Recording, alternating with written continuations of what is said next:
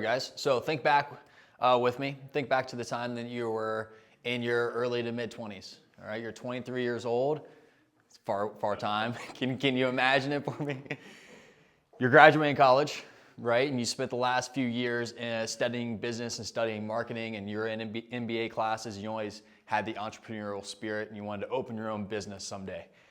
And you spent the last few years of school writing a business strategy, a business plan, a marketing strategy. You ran your SWOT analysis and risk analysis and your marketing plans and how you're going to kick this thing off and start running your own thing.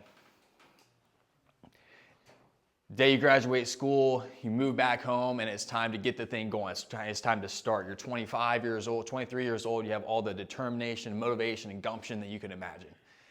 You take in that business plan to the bank and you secure a small business loan to get you up and running.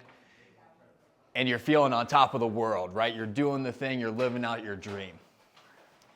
And you secure your property, you buy a building, a facility, you start getting in all the furniture and the equipment, you put fresh paint on the walls, and it's time to go. Full of energy and excitement. And then the first day of business, first week of business, you open the doors and people just flood in, right? And it's just booming from the beginning. You get more confident in yourself, you get more excited for yourself. And you're looking forward to the future years of what this thing can build into and grow to. And over the next few months, business continues to grow, and there's more people coming through the doors and more revenue coming in. You feel like you've already made it just a few months into business. And people start looking at you and wanting to invest in your business, seeing all the growth and potential from you and your team. So you buy another property so you can get out of the lease. You buy a building so you can move on to bigger things just 6 or 7 months into business. And upon buying that new place, everything stops and goes dark. The energy and the excitement that you had from a brand new business slowly starts to dwindle away. You start reaching burnout. And you start getting sick and tired of wearing all the hats and working all the hours and doing so much on your own. And then as the customers start to slow down, the energy and excitement of the new business in town dwindles away. You see your revenue stop, and then you see your revenue start to plummet and go down and down month after month. And then all of a sudden that excitement and that energy that you had is long gone. And you become very depressed and scared and sad and afraid of failure. But when you step inside your business, you put on a front, you put on a fake smile and pretend like everything's okay. And when you're nearly at your breaking point and you're not sure you can go much longer, you go to the mailbox, you get a letter from the state tax department saying you owe $9,000 in sales tax that was never paid. And you break and you crumble. If you guys don't know me, most of you do, some of you do. My name's Zev Green. I own Cross 24. We've been in business nearly 11 years now. And that story is a very familiar story to a lot of entrepreneurs. That sounds very familiar to a lot of people. That's what it's actually like when you start your business and you start going out on your own and you start doing your own thing. And that's really my story. That's how I got started in business. And I like to say that's how God got started building a business on mission. So I lived in that depressed, sad, fearful state for nearly 2 years, from 2016 to almost 2018. And fast forward 8 years or so since then, we now have a nearly 10,000 square foot facility. We have a community of 250, 270 people. We have 12 people on staff. We're really the destination gym inside Marysville, maybe even Union County. And during that span of a couple years when I was really sad, depressed, angry, frustrated, I was ready to call it quits, and I could not go another month with the revenue we had and with the expenses piling up. You know, at that point, I had just graduated school. It was my first time living on my own. I was running this business. I was paying for all my own expenses. And also I bought this new building, this new property, thinking we could move into it, and we were blocked out of it for permits for nearly 2 years. And I was in a dark, dark place. And my girlfriend, my wife at the time, came home for Christmas break, And I was really good at putting up a front for people inside the gym and pretending like everything was good when I was really devastated inside. And she saw through that, and she called me out on it. And she saw me face down on my apartment floor crying because she knew how broken I was. And she left that night, and that night is when I gave my life and my business to Christ. And I remember praying, I said, Lord, my life is yours. I will serve you in whatever way that looks like. My business is yours. If this business fails, I will serve you in a different way. And then I started repeating that to myself, reminding myself of that truth over and over again in the coming months. I started to share that with more and more people, and that really helped me start to believe it and live out that truth. And that's when my business really started to turn around and make growth and go in a better direction. All right, I can stand up here and share lots of stories. Amy has been was a member for a while. Lots of stories about members of the gym that come in, have zero background of faith, come from broken homes, broken families, and are now faithful followers of Christ and attendees at Marysville Grace and other churches. And there's countless examples of times when we come to baptisms at Grace where Cross 24 has mentioned people's testimony. And I tell you guys that humbly because it's God working through our business.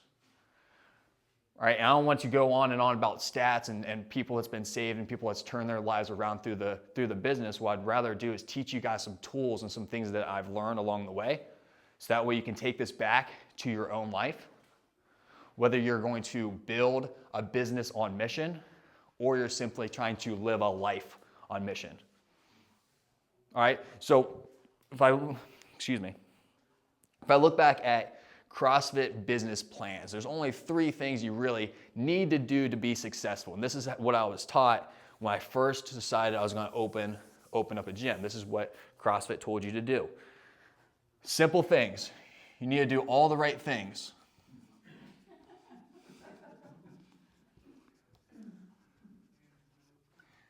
You need to do it for all the right people.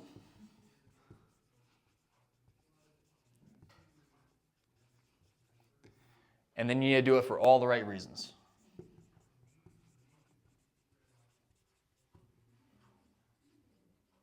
And this was really the filter that we used to make decisions early on in the business. And as I was making this framework and preparing for the workshop, I think it's interesting that how the Lord teaches us to live and asks us to live through Scripture is great to live our life, and it's also a great business strategy as well. All right, this is the framework that I'm going to break down my whole talk this morning. And it's going to be a little bit interactive, so I'm going to give you guys the opportunity to answer some questions, write some things down, and give you the tools to take back home into your everyday life.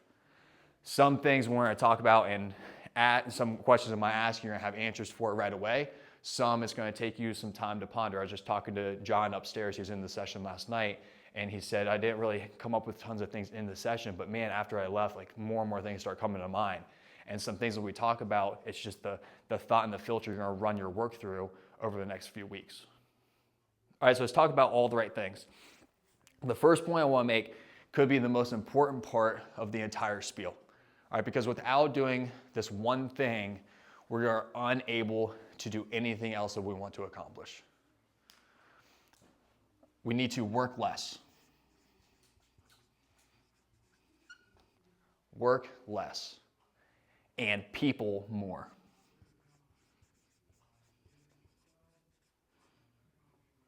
Was anybody here last night during the main speaker? Yeah. Right. He also mentioned, right, it all comes back to people.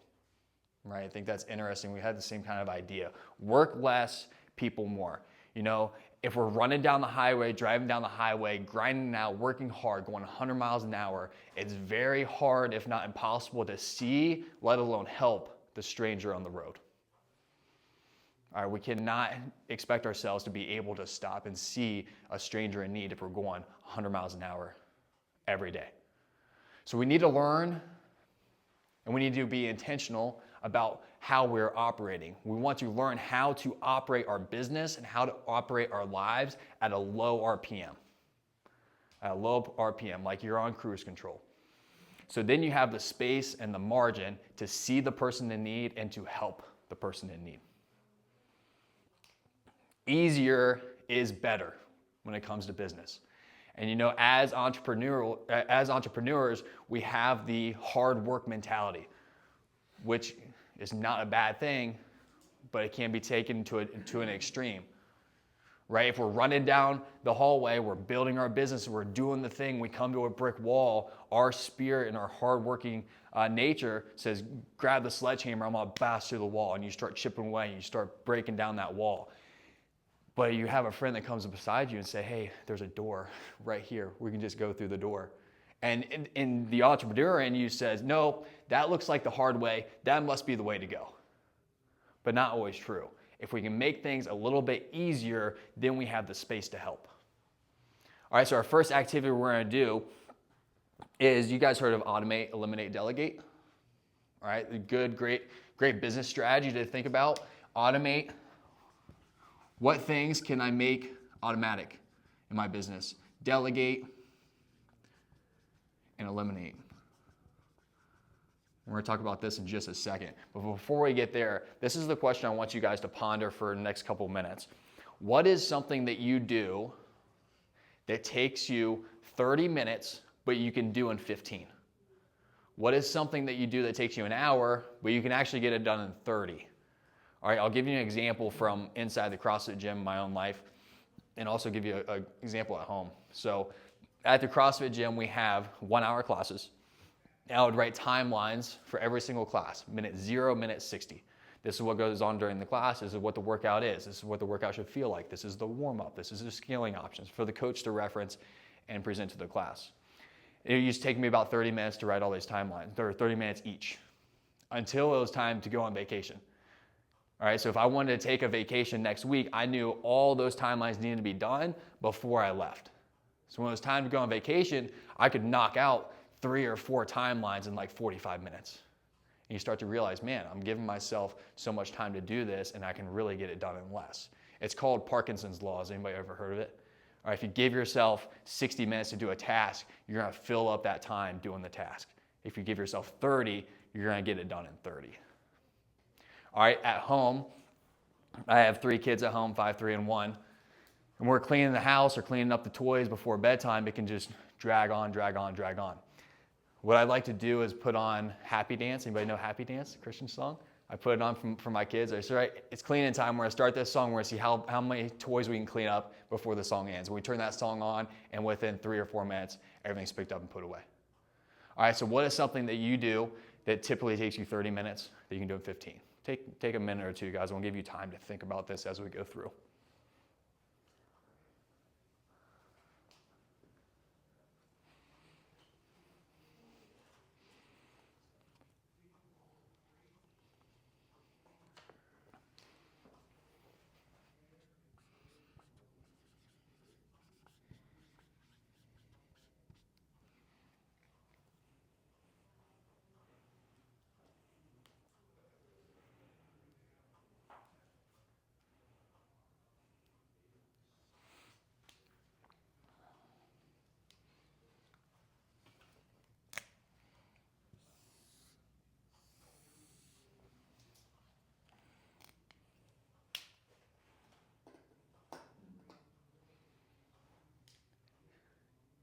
Is it hard to think of something?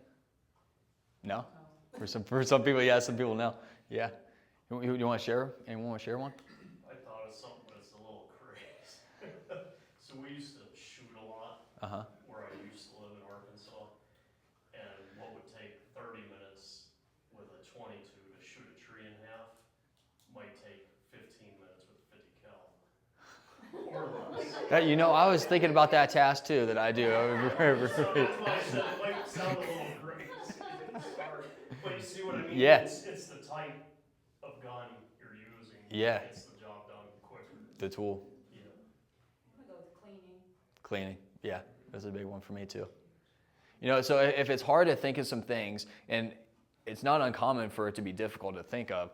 Something that we do, something that I love to do is a time audit. If you guys have never done a time audit before, you can look up these sheets online and print one out for yourself. And you can choose the frequency every 15 minutes or every 30 minutes, you would set a timer. And when that timer goes off after 30 minutes, you would jot down, what did you work on? What did you accomplish? What were you doing? All right, then you get back to work. You do that for a full day, then all of a sudden you can start to realize, man, I was working on this one project for 2 hours and I didn't even realize it. And also if you're starting to realize like your mind's drifting away, you're starting to think about other things, you start to scroll social media or check the email again. All right, those are all indicators that our productivity is dropping down and we're not as productive as we were when we first started that task. All right, with this chart here, if we chart your productivity over time, we always start off super productive and then it tails off. All right, at some point in time, our productivity drops so low that's a better use of our time to stop in that moment and then come back the next day or the next week, whatever it is, and start again at that higher productivity rate till we stop. All right, and this space here is time that we have claimed and clawed back to use to people more. All right, so that's something else you guys can be more and more aware of as you're going through your workday. Start to become aware of where your productivity stops or slows down to the point where it's best to stop at this moment. And it's going to be different for different people. It's also going to be different from task to task. I was just at the coffee shop with my wife on Wednesday morning, and she could sit down at her computer and just work for like 3 hours straight on one project. And me, after like 90 minutes, I'm just like antsy, like need to stand up and walk and need to move, that kind of thing. But it's going to be different from person to person, day to day, task to task. But becoming more and more aware of your productivity level and deciding, hey, I'm stopping here, and then pick it back up. All right, automate, eliminate, delegate.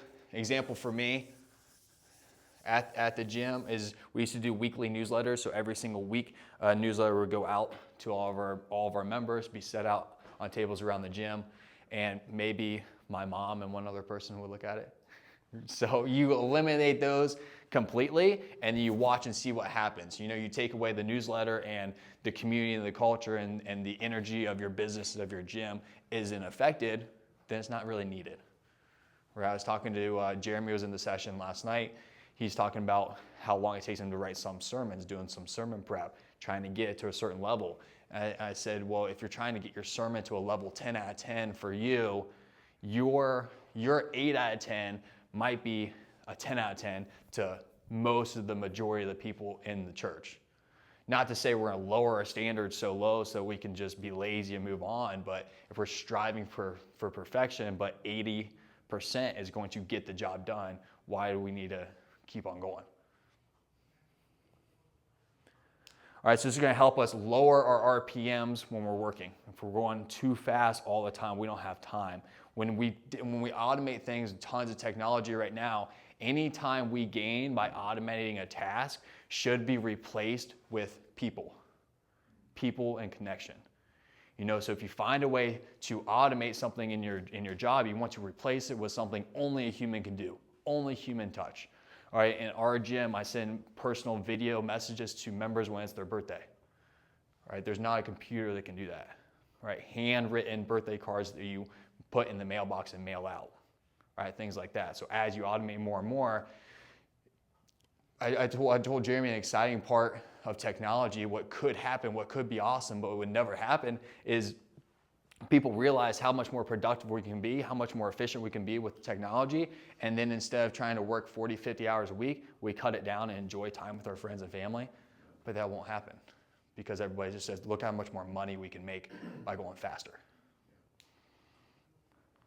All right, so doing all the right things. The second point I want to make for this category is we need to have a subtle flavor of faith, a subtle flavor, and that's important because we have an extremely awesome opportunity because the CrossFit gym is not the church, right? And you have a great opportunity if your landscape business is not the church, your consulting business is not the church.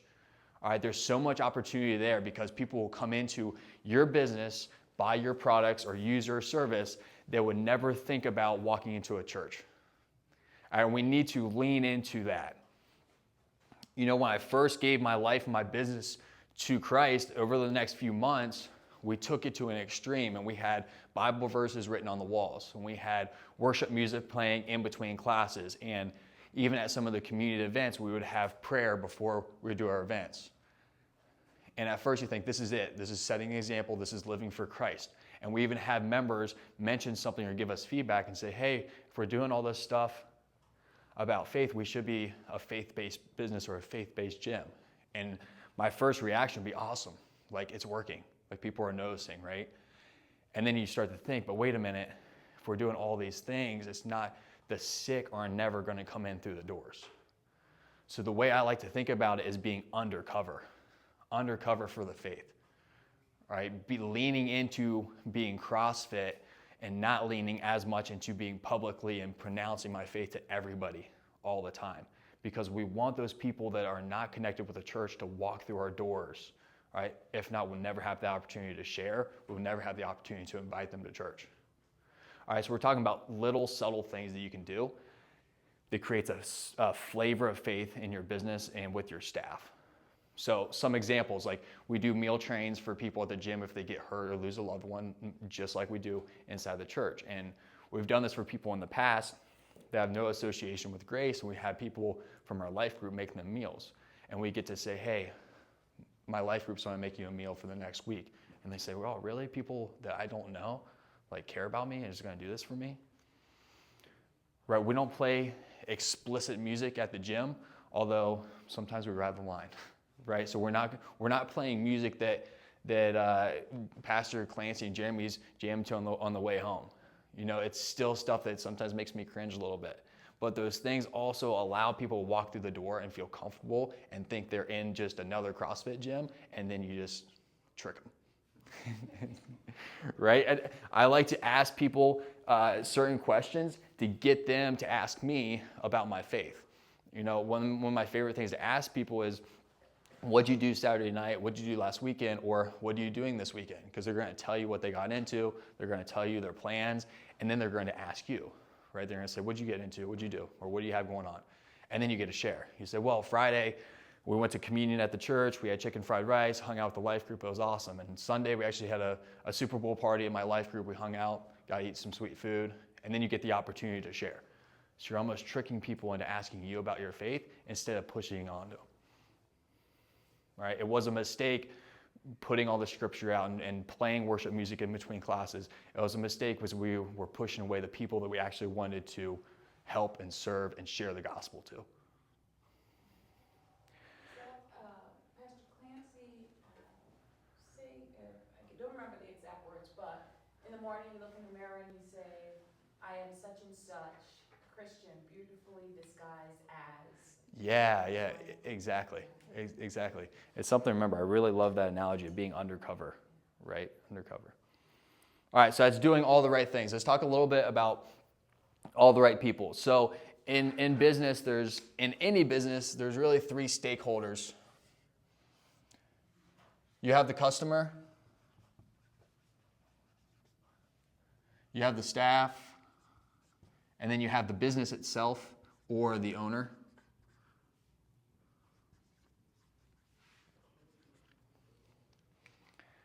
And in a successful business, in a business that's ran well, all three shareholders should benefit. All three should have a winning experience. None of them should feel like they're suffering, right? The staff should love being on staff. They should love working for the business. The customers should love coming into your business. The owner and the business itself should be healthy. And remember, the most important part of the entire business is you. All right, if you're at the top, if you are the owner, if you're in leadership position, the most important part is you. All right, because as you guys know, if you are empty, you have nothing for yourself, you have nothing to share. So we need to double down on taking care of our own time, our own faith, our own relationships.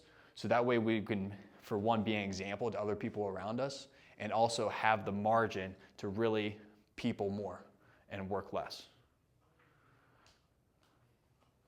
All right, so to have have that time and have that attitude and have that space, and to build a business on mission, we have to have a rhythm of rest and reflection.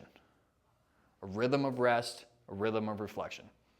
So this is going to be the second activity you guys get to do. Let me erase this guy. Does anyone here have their own business? No, in business? Okay.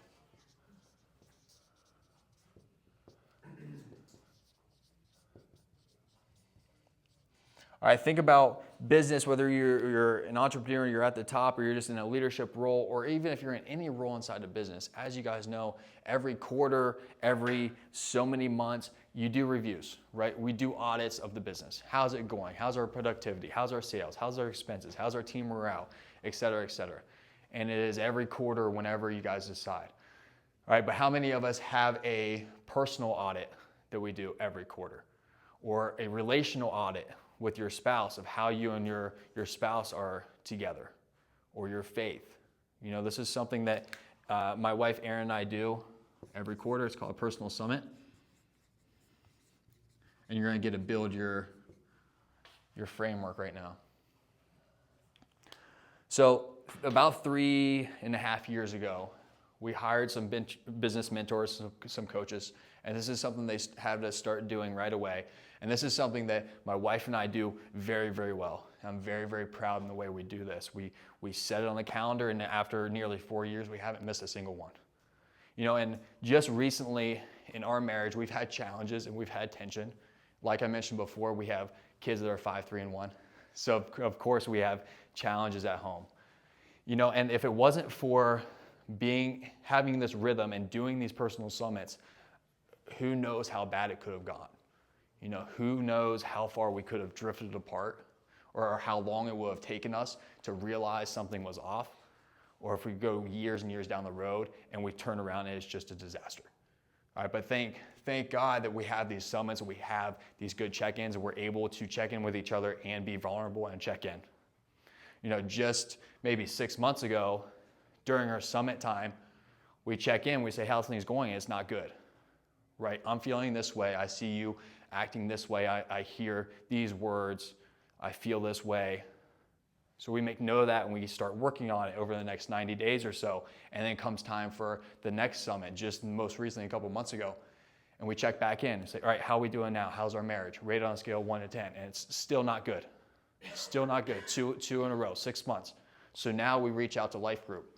We reach out to Life Group. We reach out to friends. We reach out to pastors, or we meet with people. All right, and then we'll check in again and again. And without this rhythm, who knows where we're going to go. All right, and it also gives us a chance to work on things together. It gives us a chance to check our progress, and also gives us a chance to say and be honest and say, no, we need more help. We're going to call more people in. All right, so this is how it works. If you guys, do you want a piece of paper? Anyone? If you guys need paper, you can grab one. There's pens and paper here.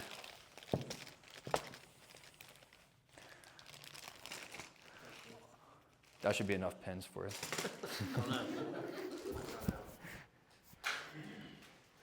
All right, so this is how it works. We like to call it Summit because Summit sounds cool, all right? And my wife and I like to make this really like an event.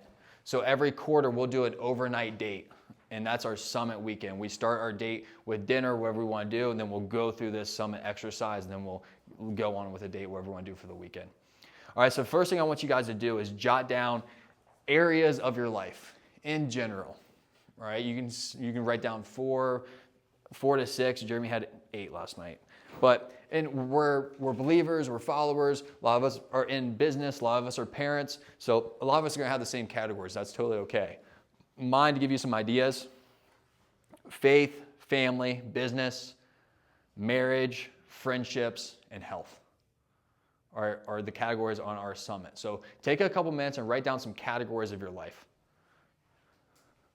Do you guys mind if I open this door up? Get a little air? All right. I'll keep talking loud. We need some air in here.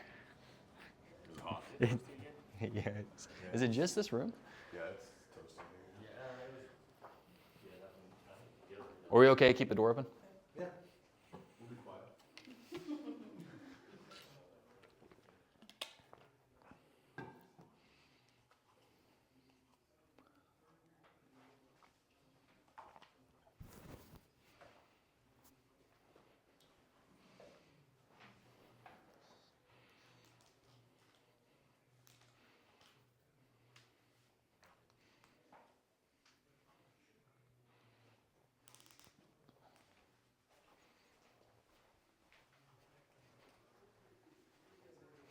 What time do I have till?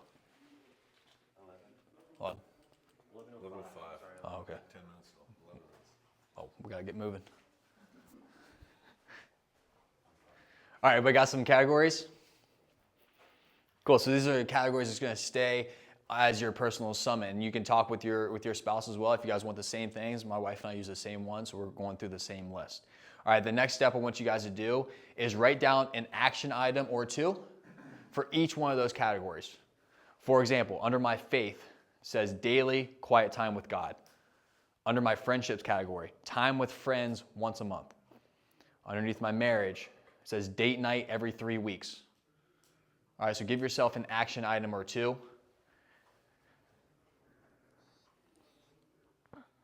And of course, you guys can expand on this when you're at home.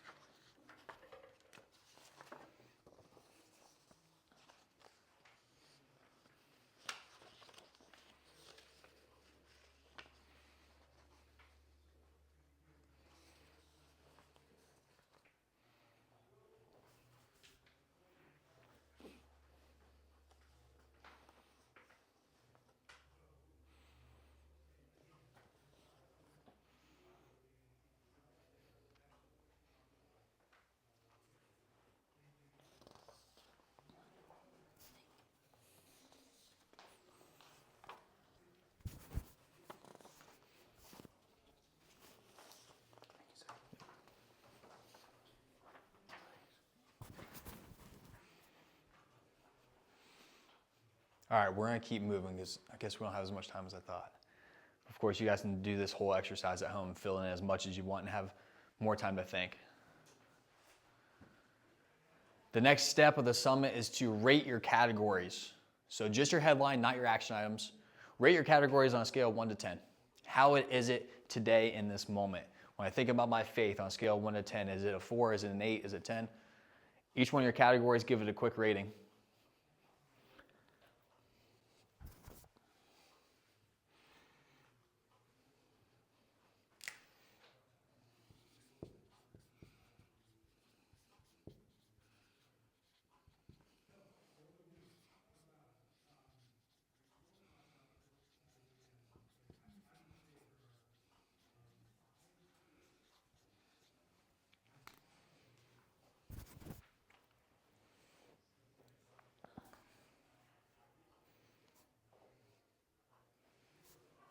All right, so we have our categories, we have some action items, we rated each category on a scale of 1 to 10. So if we're running this personal summit live, I passed out to you guys straight off of Aaron and I's sheet that we use, what it looks like.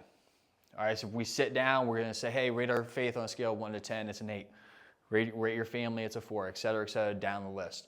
And then we identify any category that's below a 7, or any category that you can tell is lower compared to the other ones. All right, and when we start having a discussion, ask some questions about those categories. All right, why is this a 4 instead of an 8? Or why is this a 3 instead of a 6? Or whatever the case may be. All right, it starts becoming observable and measurable. All right, just a very simple rating system. And then when you start asking yourself, how can I get this from a 6 to an 8, you simply look up your action items. All right? So you guys can see on our notes, on our personal summit that I passed out, under marriage, my notes restate the date night schedule now, or reset the date night schedule now is what it should say. And it says new check-ins on Sundays instead of Wednesdays. So every week, Aaron and I just kind of check in with each other very low key. And it used to be Wednesday nights after she worked, after we got the kids to bed and we're both exhausted and just really wanted to go to sleep. All right, so instead of Wednesdays, we changed it, let's do it Sundays. You know, under family time, if that one was low, we gave ourselves some notes. Hey, we want to do an intentional family night once a week. We have not been doing a great job at that, so let's do it every Tuesday night. All right, so you can give yourself some notes and an action plan. I really like your action items to be observable and measurable, something that you can literally put on the calendar. So instead of, hey, I want to do more date nights, it's, hey, I want to do date night every 3 weeks. All right, same thing with friends. Instead of, hey, I want more time with friends, it's once a month we're gonna get together with friends. So then at the end of your quarterly summit or personal summit, you literally get out your calendar and you just put in the dates and you put them on repeat. So the first of every single month on my calendar, when I'm just reviewing it, it says plan time with friends. So when Aaron and I talk, we say, all right, what do you guys want to do for friends this month? Easy enough? Cool. All right, when it comes to all the right people, we've talked a lot about ourselves. Now let's talk a little bit about our staff. Now, when you're hiring people for your business or you're hiring people for your life to be friends with or have a relationship with, I like to be an over-exaggerated version of yourself, a bigger version of yourself. So when I'm doing interviews with potential coaches or staff members and we sit down in the chair, I pray for them right away. All right, whether they know it or not, whether they're believers or not, followers or not, I pray out loud. And then I'm very upfront and bold about our mission as followers and as Christians in our business behind the scenes of the gym, that we keep like a subtle flavor over here, but it's exaggerated over here. So that way they almost self-select. So if you start praying for someone in that moment and you start to be really bold with your faith and you exaggerate a little bit, they can say, I'm not really sure this is the right spot for me. Totally cool. We do the same thing we give a lot of feedback to our coaches all the time, constant feedback. And that's something that I prep them with in their interviews. I say, hey, listen, this is a community and a culture of continuous feedback and continuous growth. So you will always be getting feedback and you'll also be celebrated as well. It's not for everybody, but I want you to be aware that's how we run things. So if it's for you, awesome. If not, that's cool as well. All right, so we like to exaggerate that. One thing to remember is when it comes to finding great employees, or in my case, finding great coaches, you don't find great coaches, you build them. All right, you don't find great employees, you build them. What I mean by that is you find great people, right? You find great people that have the same morals, the same values, hopefully the same faith and same vision as you. They're living a life with Christ. And you take that person and then you develop them into the great coach or the great employee. You teach them the skills. And by the way, that's a harder way to do it, right? It's much easier to put your job out on Indeed.com or grab somebody that has a skill set and pull them into your business because they know the skill, right? But that's going to affect your culture in the workplace really fast, really fast. In order to do that, we have to have an incredible amount of systems in place, SOPs in place. You have to be able to take that great person and bring them up to speed really quickly. Because if you don't have that, we're going to be operating at high RPM all the time. So as soon as you're bringing someone in to complete a job and you're not very good at training that person, you're going to be working alongside that person for months and months and months or years and years, getting them up to speed with the job. All right, and if you have any kind of turnover at all, if that person was to leave or you're trying to fill another position, you're going to be living in that world a lot. So we have to have systems and SOPs and a way to train our employees very quickly, very efficiently, and also very well. So we can get them in, get them up to speed, and then go on. All right, when it comes to all the right people, the last thing I want to talk about are your customers. Right, the three stakeholders, the owner, the staff, and the customers. Someone at some point once said, love your neighbor. Right? I like to think, love your neighbor, all your neighbors. Love your neighbor, all your neighbors. It goes back to a little bit of the subtle flavor I was talking about before. We have people inside CrossFit 184 that's been members for a decade. And when they first started, a few years younger than me, grew up in bad situations. No faith at all. No relationship with Christ at all. Parents in and out of jail. Alcohol raiding the family. And those are the people that come through the doors. And we're called to love our neighbor, all our neighbors. So it's human nature, human tendency to keep your circle closed and keep your group and your community tight-knit. And if we want to reach the sick and share the gospel and have a business that's really on mission, we get to love all neighbors and bring those people in. And that person that had that terrible childhood and upbringing and no faith at all, it took her 10 years, and just recently she's reading through the Bible on her own with no direct influence from anybody besides the culture and the feeling and the flavor of faith inside the gym. We have people that come from the classic CrossFit gyms. I'm not sure why CrossFit has this idea that you can work out really hard and then every event that comes up is just rated with alcohol and parties and what have you. But we have members that come from other gyms like that and come into ours, and they start to shape themselves. One or two things happen. They either come in with that attitude and that kind of thought of what to expect, and they start to realize we're a little bit different. We do things a little bit different. They calm down on their language, and they start to mold into our culture, or they realize, man, this is not the gym I want to be a part of, and they leave. And both are okay. We've had people in the past and members in the past and members currently, ladies that are married to other females, right? And they come in a little timid and shy and scared because they know what kind of gym we are, what kind of people we are, what kind of facility we run, that we're people of faith. And unfortunately, they're expected to be met with shame and disapproval and distance, and they're met with the exact opposite. We treat them with the exact same kind of care and love as anybody else on the gym floor. And that's an incredible opportunity because many of them have stereotypes of Christians that are not accurate. And at the very least, you put that thought in their mind that says, man, maybe this Christianity is not what I actually thought it was. Maybe this is actually how Jesus calls us to live. So we're loving our neighbor and all our people. Yeah. I was going to say, behind the scenes with your staff, do you pray for your members? Oh, yes, all the time. Yep. So we use Slack for our communication for our team, and anytime there's an athlete alert or a member in need, it gets put on Slack asking for prayers. And also at our team meetings, we start every single team meeting with prayer for our team and for our members. So if there's specific members, we do lift them up. Yeah. Mm-hmm. Any other questions on that stuff or anything so far? Cool.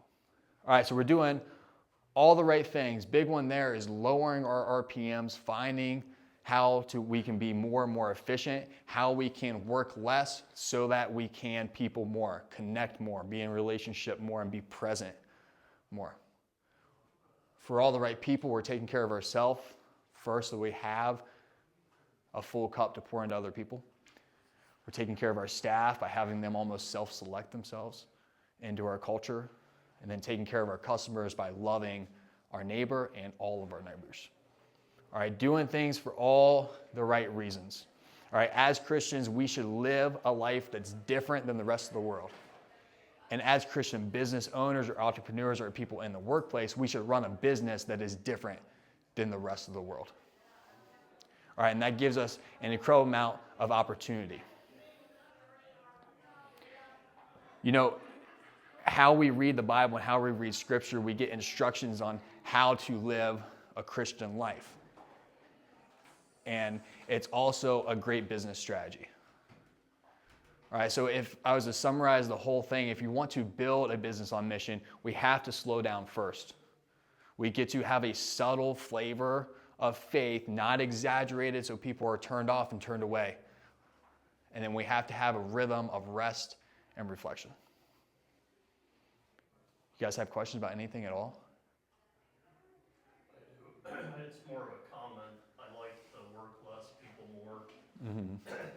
That's something we try to stress because we do disaster relief all over the U.S.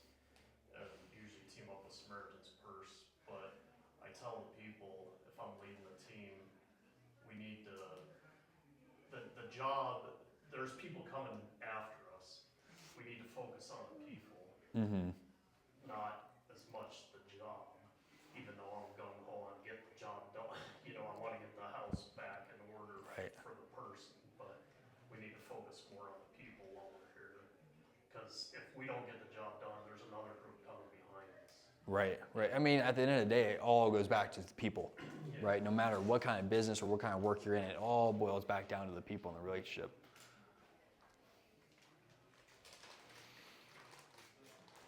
Anybody else? All good? Thanks for sharing. Yeah, of course. Please reach out if you guys have questions at all. For sure, for sure. All right. Yep.